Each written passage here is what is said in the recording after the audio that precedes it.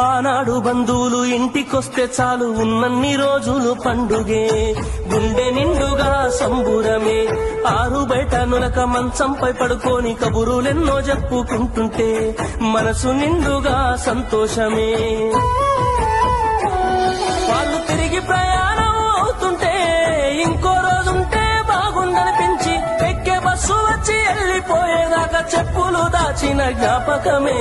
బరువైన గుండెతో బాధపడేది కన్నీళ్లతోనే సాగనంపేది, బరువైన గుండెతో బాధపడేది కన్నీళ్లతోనే సాగనంపేది. ఆనాటి ప్రేమలు ఏమాయరో, బంధాలు బంధుత్వమెటువాయరా. డబ్బు బంధాలే మిగిలేనురో, మనుషులే దూరమయ్యేనురా.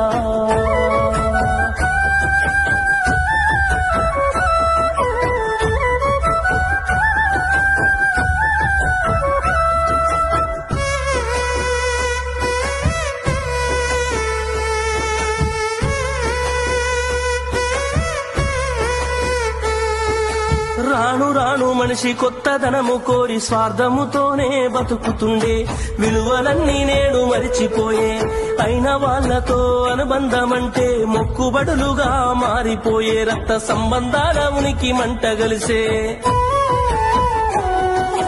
ఒకటే ఊరిలో ఉంటున్నా ఏడాదికోసారి కలుసుడాయే, ధనవంతులుగా కొంత మారిపోతే నిరుపేద బంధువుల మరిసిపోయే.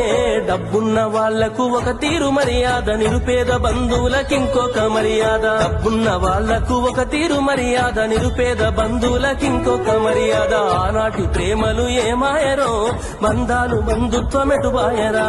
ఆనాటి ప్రేమలు ఏమాయరో, బంధాలు బంధుత్వమెటువాయరా.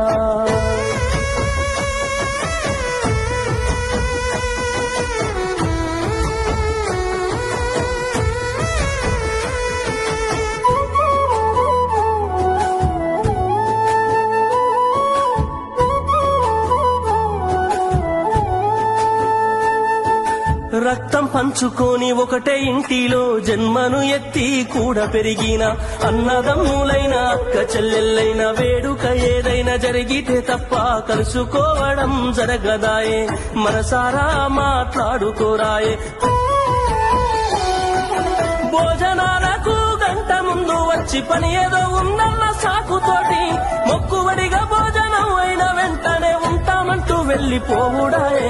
కనతల్లిదండ్రులను పలకరించే తీరిక లేని సంపాదనాయే, కనతల్లిదండ్రులను పలకరించే తీరిక లేని సంపాదనాయే.